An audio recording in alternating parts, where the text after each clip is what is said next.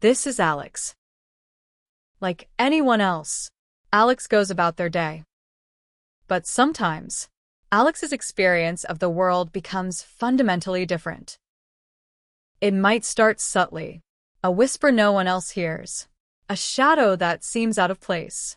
These are the early signs of a much deeper condition. This is schizophrenia. It's not a split personality, but a break from a shared reality. Schizophrenia is a chronic and severe mental disorder that affects how a person thinks, feels, and behaves. It's a brain-based condition that can make it difficult to distinguish what is real from what is not. It typically is diagnosed in the late teens to early 30s and affects men and women equally. Symptoms are often grouped into 3 categories: positive symptoms, negative symptoms, and cognitive symptoms. Positive doesn't mean good, but rather the addition of experiences that shouldn't be there. Hallucinations, hearing, seeing, or feeling things that aren't there. Hearing voices is the most common. Delusions, fixed, false beliefs that aren't based in reality. For example, believing you're being persecuted or that you have special powers. Disorganized thinking and speech, jumping between unrelated topics, answers that don't match questions, or speech that becomes meaningless. While positive symptoms add distressing experiences, negative symptoms are about what's taken away. This is flat effect. The face, once a canvas for emotion, becomes a still mask. Joy, sadness, surprise. None can find their way to the surface. It's not that the person doesn't feel. It's as if the connection between the inner world and its outward expression has been severed. This leads to avolition, a paralysis of the will. Simple tasks, like making a meal or even getting out of bed, can feel like climbing a mountain. It's not laziness. It's the brain's motivational engine shutting down. Goals and interests that once shone brightly simply lose their color and fade away. And, naturally, this culminates in profound social withdrawal. The world becomes too overwhelming. The effort to connect too great.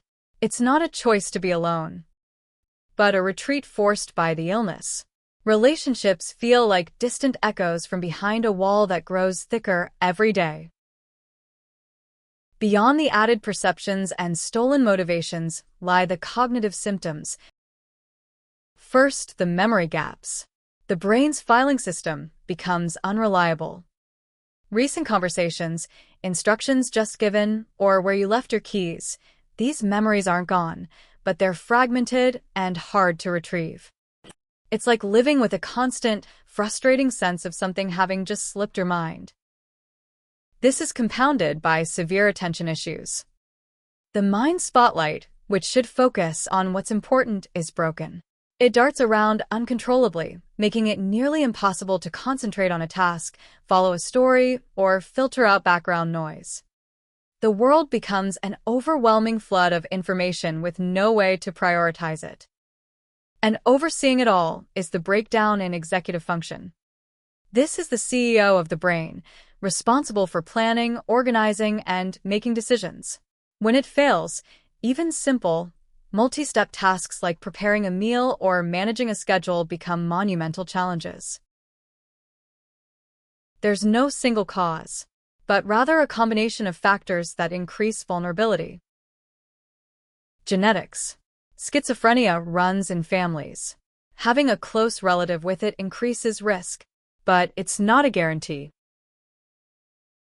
Brain chemistry and structure. Imbalances in neurotransmitters like dopamine and glutamate are strongly linked. Differences in brain structure and connections also play a role. Environmental triggers. Prenatal viral infections, malnutrition during pregnancy. Life events like extreme stress or trauma. Or substance use like using psychoactive drugs, especially cannabis during teen years, can trigger onset in vulnerable individuals. While there is no cure, schizophrenia is highly treatable. Management is like a stable stool, requiring multiple supports. Antipsychotics, the cornerstone of treatment. They help reduce the intensity of positive symptoms like hallucinations and delusions by affecting brain chemistry. Finding the right medication and dose is a critical, ongoing process. Psychotherapy and psychosocial training. CBT helps manage symptoms by challenging and changing distorted thoughts. Social skills training improves communication and relationship building. Supported employment helps individuals find and keep jobs. A team-based approach early in diagnosis is most effective. Family education and support are crucial for long-term management and reducing relapse. How to support someone. Listen without judgment. You don't have to agree with a delusion to validate their feelings of fear or distress. Offer practical help. Help with groceries, appointments, or chores. Encourage treatment. Gently support them in sticking with their care plan. Dismiss their reality. Don't say, just snap out of it, or argue forcefully about delusions. Blame or stigmatize. It is a medical condition, not a character flaw. Ignore crises. Know the signs of a crisis and have emergency contacts ready. Schizophrenia is a challenging journey, but it is not the end of the story. With the right treatment and support, people like Alex can manage their symptoms and lead fulfilling, meaningful lives. The goal is not to cure a person, but to empower them to build a life of purpose and connection.